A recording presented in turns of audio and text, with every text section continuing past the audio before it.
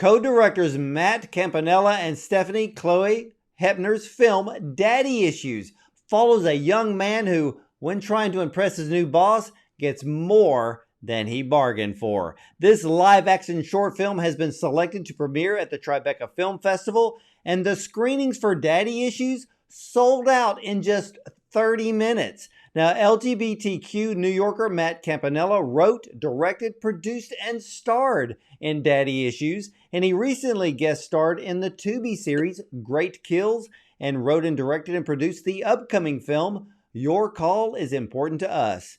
And we have LatinX director and producer Stephanie Chloé Hepner, is also a writer and actress, having starred in Law & Order, New Amsterdam, and The Equalizer, and so much more. While she's currently developing an LGBTQ comedy pilot, Maybe This Time, and producing The 22, a film about PTSD and veteran suicide. Both are here with us today to talk about their film, Daddy Issues. So let's welcome film directors Matt Campanella and Stephanie Chloé Hepner and their amazing film Daddy Issues to the show. Welcome to both of you.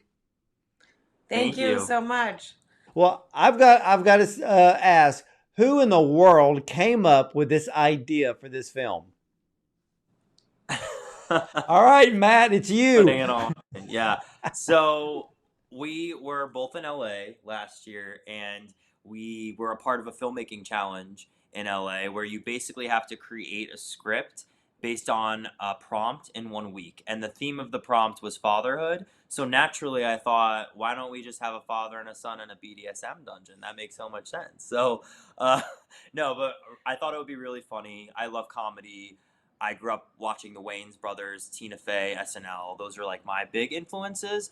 So yeah, I had the idea. Steph loved it from the get-go. She was really interested in being an integral role in the project.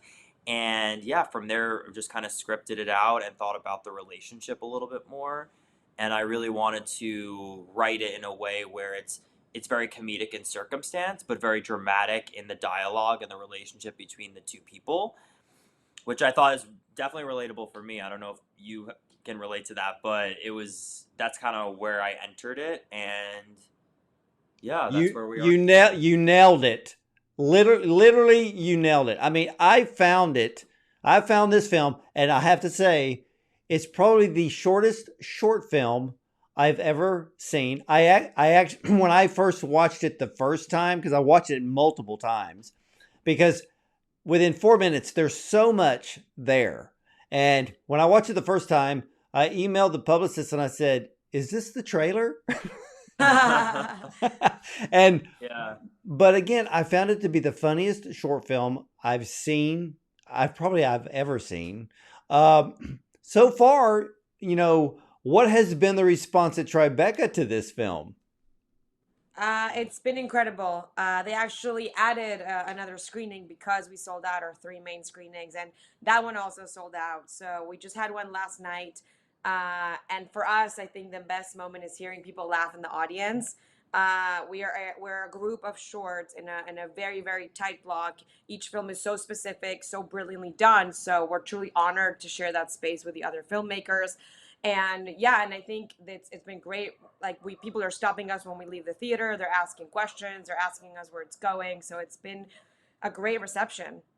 Well, I'm trying to fathom the idea that you submitted a 4-minute short film, and out of over 8,000 selections, your film was chosen. Was that shocking?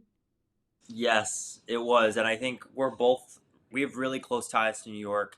I grew up in the suburbs of New York on Long Island, and Steph grew up in New Jersey outside of the city. So for us, we've always known about Tribeca. Tribeca has been one of the biggest influences in our career to pursue filmmaking. So just to get the honor to share this together and also be amongst such incredible filmmakers, it's really invaluable. When I got the call from the head programmer, quite literally, I told him, he was trying to ask me questions and say like, "Oh, what inspired you?"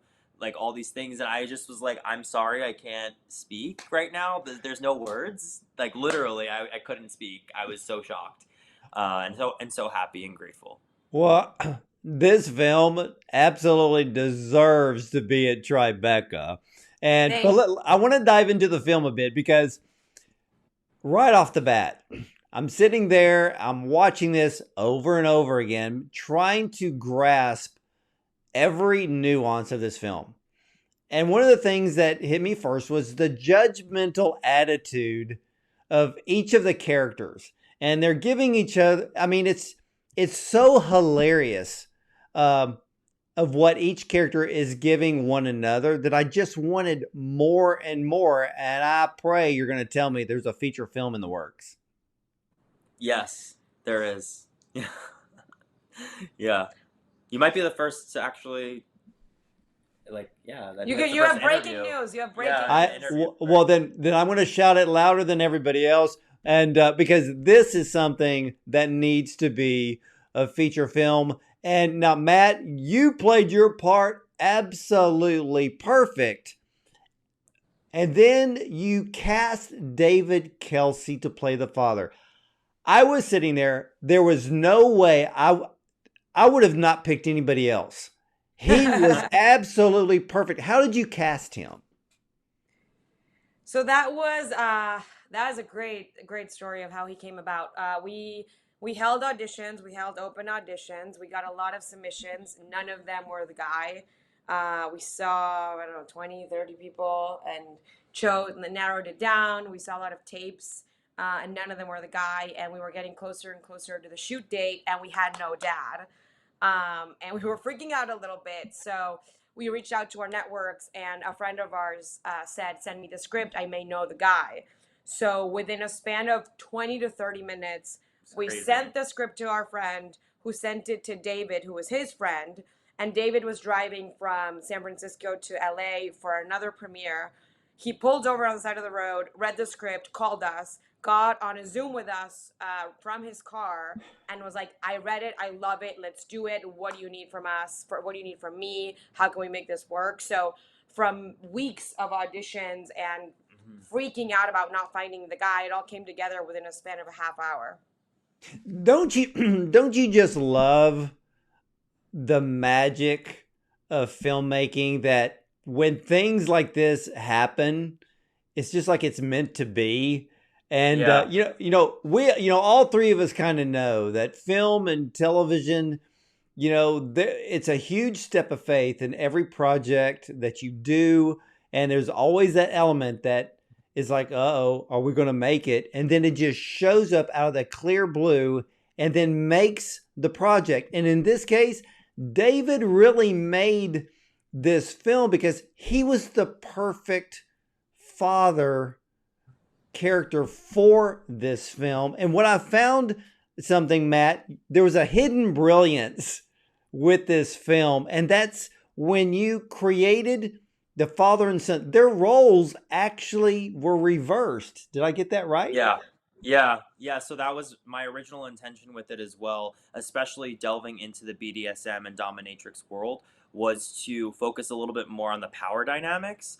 Because, when you're a dominatrix versus someone receiving it, the dominatrix has the power physically, right? And the person receiving it doesn't. That's why they're there. They want to feel powerless. But the interesting part for me was that being the case physically, but then when they reveal the mask, you can't help but see the power dynamic shift because, to the reverse, to your point, of the dad having more power still and the son still caring about what his dad thinks, and there being this unresolved emotional baggage.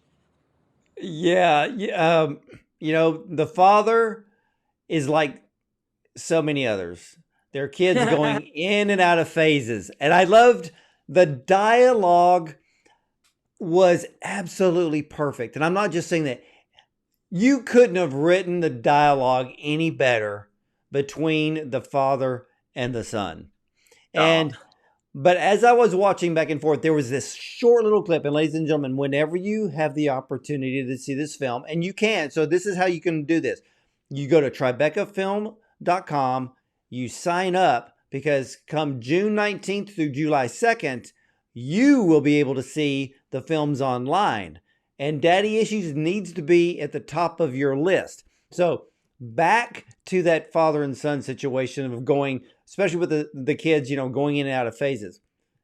I had to watch it multiple times, and then you have it so quick that I almost missed it. And then your character, Matt, says, when I came out. And so when I noticed that when the son says, when I came out, you thought it was just a fad. And I stopped in my tracks, and then I thought, and I'm going to let either one of you answer this. How common is that in the LGBTQ community? I guess I should answer that one. I mean, Well, yeah, no, because- I mean, it's really just a way of life. Yeah. Now, and that one line, I thought it was so profound, and then, but it was the father's reaction. I went, wow, how many real life situations has that just covered? What? Yeah. What were you gonna say? You say. I was gonna say, I think we are moving in a direction where parents and family dynamics of different generations are becoming a bit more understanding and open-minded. Hopefully, that's where we're going. But I think also with having a child in your late teens, early 20s, something that's the other, your child being the other, whether it is sexual orientation or career or gender dynamics, anything like that. The otherness does jar a parent. I can see how that is the disconnect. And that's why it would go into, oh, it's a fad. It's a defense mechanism from a parent to their child who is doing something that's strange to them. Well- Yeah, and I just add a little bit onto that. I think we are in a much better place than we were, 20 years ago, and I think there's a lot of room to grow. And of course, depending on where you are in the world, it's different. But I think there's also what I'm interested in capturing are the complexities in those different levels with these two characters. There's a sense of, okay, it's not a situation where Oliver is kicked out and completely cut off from his family because of his sexuality, but there's strings attached, right?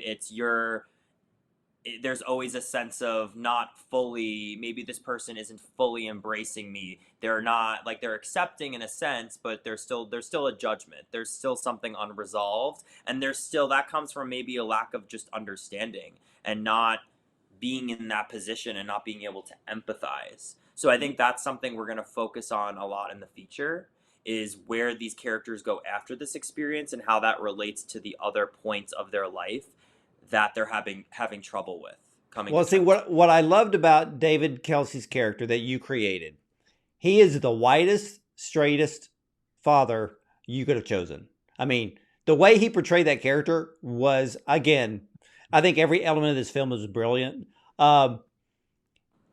And, to the point that I just asked about, well, when I came out, Dad, it's a shock to some fathers. And then there's those today that go, we always knew. And so there's two dynamics there. But what I found really funny in the film was when the son said that the dominatrix is coming, act like you enjoy this. But then you perfectly showed the look on your face where the son seemed to enjoy taking his anger out or his frustration out on his father when the master dominatrix showed up. And I just thought, you couldn't, it's too perfect. I mean, it's almost like now he kind of gets to take his frustration and anger out on his dad a bit in a controlled environment, which was really awesome. I can't even believe he caught all these things. This is great. Yeah. I can't believe you caught that. And I think there's what we worked a lot on together when we were kind of, redrafting and talking about it, right? Because of course I was acting it. It's on the day of the set. Stephanie was really taking the reins and saying, like, this is where the vision is. This is what we need to do to get there. It was focusing on a lot of the layers of the situation. So in that moment, we call it the Wes Anderson moment because the shots were inspired by Wes Anderson, very flat, and the framing of it. But in that moment, I think there was a sense of, okay, there's this journey of, I really don't want to do this. This is disgusting. am I about to really whip my dad? But then there's a sense of, like you said, anger and catharsis of maybe that's what's driving him. So there's all these little layers that you don't always see in film in general, but it's really gratifying to know that that's coming across in some sense. Maybe people don't all know it, but certainly it was great to hear that you did. And I would add that it's amazing that you're catching a lot of moments that you're highlighting are where the film has silences, because the dialogue is brilliant and it builds and it makes you laugh and there's punchlines and connection, but also a lot of the big moments in this short comedy are the silences where we watch characters make a decision and we see what's going on without any words. And I think that's one of my favorite parts of it. I cannot tell you, for both of you, every element of this film is literally just brilliance on film. I mean, seriously. And now, when I interview directors and producers and screenwriters, and I'm sent screeners, I will literally sit there and I watch them all the way through. I will watch them again, and I'm sitting there. But with yours, it was funny because it was so quick. I wanted more, and I'm thinking as I'm writing up the interview, I'm like, what am I missing? Is there anything that I'm missing? Because there was just so much. I feel like a science teacher sometimes looking at films because I'm trying to dissect. It's kind of like dissecting a Martin Scorsese film or Oliver Stone and really trying to break those things down or Kubrick. I mean, to really trying to find, little nuances and hidden meanings. But you did such a wonderful job. But then we get to the end, the car scene, the silence, and you're right, Stephanie. There's those moments of silence, but I want to back up a bit because where the father and the son are having the dialogue inside the BDSM room, a lot of people need to realize that the father's dialogue is extremely common. And if you really look at it, it's not a negative. He's truly showing his love for his son. He wants the best for his son, from college to graduation to career. He wants the best. But there's these little shocking elements in life that come unexpected. And you put all that in there in the most shortest amount of time I've ever seen. But then we get to that car scene. So the silence. And I feel that the father now understands what it means to be judged.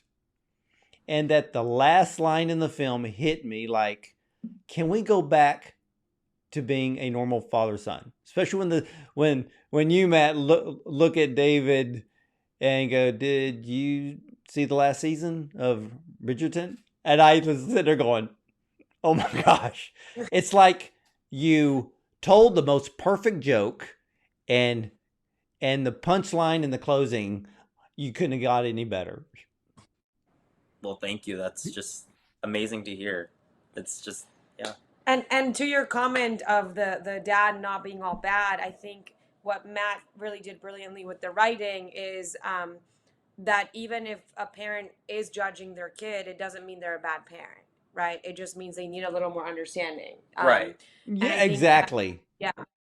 I think it was really important for me to paint strong point of views for both character, which is where the conflict comes into play. But with any character that I write, I'm really interested in capturing people with strong points of view, whether that's a silent point of view and the character needs to come of age, or in this case, both of them they have very specific views on each other and the world around them, and seeing that clash and that sort of contrast was the interesting part to explore, even in the rehearsals and then the dialogue and everything.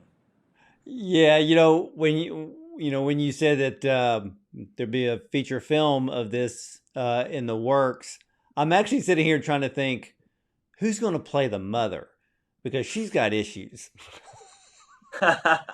Yeah. So the mom was it was incredible, the mother role in this, because my aunt, my real aunt in real life, Maria, who's from Staten Island, they own, 5 bakeries in Staten Island. So if you ever need some red velvet cupcakes, we actually have a few left in our fridge from the after party from Tribeca. And she played it so wonderfully. It was just, and that's how I always envisioned the character. Someone very, I'm come from a very big Italian family, so I really wanted it to kind of merge with that. And she gave us a lot of different voiceover takes because we were in LA, she's in New York, so she did it in a voiceover booth. And then she sent us different takes, and we actually spliced several of them together, like our deliveries for one line and a delivery from another. And it really gave that sort of neurotic sense of exposition in a way that's relationship oriented, because I wanted to provide some information on the story and the family, but it was more so really relationship oriented, where you're hearing her point of view about him, and then her point of view on his relationship with the dad, and then establishing that it's the dad's birthday, and all that jazz. Well, see, that's what, when the father goes, it's a birthday gift from your mother. I'm thinking, I want to know more about the mother. Because the mother also wears the pants. Yeah. Yeah. Well, both of you should be extremely proud. Ladies and gentlemen, the most powerful, funniest 4 minutes in film you will ever see. So, again, you have to head over to TribecaFilm.com. If you haven't signed up yet, you're dragging your feet, because there are so many amazing films. But starting June 19th through July 2nd, you will be allowed to watch these incredible films online. So if you don't live in New York, you didn't get to go to Tribeca this year, you can watch every single one of them online. But you better place Daddy Issues at the top of your list. You might as well kick off your Tribeca film binging with one of the best laughs you will ever have. Now, for you, Matt and Stephanie, what is next for the both of you? What is next? Well, besides adapting the short into a feature, I recently shot a anxiety-inducing drama, the one that you mentioned in the beginning, Your Call is Important to Us, which is very different from this film. I'll leave it at that. Yeah. So I shot a film in Italy called It's a Tuesday, and it's also very different. It's post-apocalyptic, end of the world situation, and it's in post. And I'm also working on my television pilot, which is a comedy, maybe this time, that you mentioned earlier. Fantastic. And Matt, Stephanie, you are both welcome back anytime on my program. For your next film project, you got to send me the screeners so I can watch those, and we'll talk about those as well. Because after seeing Daddy Issues, both of you have extremely you already have bright futures in the film industry. But after this little short film, oh my goodness, ladies and gentlemen, look, Spielberg, Coppola, Scorsese. Oh, stop. These are the next two. You better watch out. You better look over your shoulder, because Matt and Stephanie are going to be delivering some incredible films here in the future. And ladies and gentlemen, you better keep an eye out, because seriously, success is on both of your plates. So take it in, and much success for the next screenings at Tribeca. And again, thank you so much for coming on to the program. Thank you so much for having us. It was great. It was great to talk to you. Thank you. Well, you're very welcome. And ladies and gentlemen, again, go to TribecaFilm.com. Again, sign up, and you'll be able to watch Daddy Issues and all the other films starting June 19th. So that's right around the corner. But from June 19th to July 2nd, you'll be able to partake with every film that's being shown at Tribeca. And this is something special, ladies and gentlemen, because Tribeca Film Festival is an Oscar qualifying event. So who knows? We may see one of the shortest short films be nominated, or at least get to the short list for that golden statue. One never knows, but I will say this. If I was on the voting panel, it would be. So in my book, it's Oscar qualified. So, ladies and gentlemen, I want to thank you for watching the Ward Bond Show. And don't forget, you can watch the replay of our interview with Matt and Stephanie at Bond on Cinema on our YouTube channel. And as for me, I'll see you next time.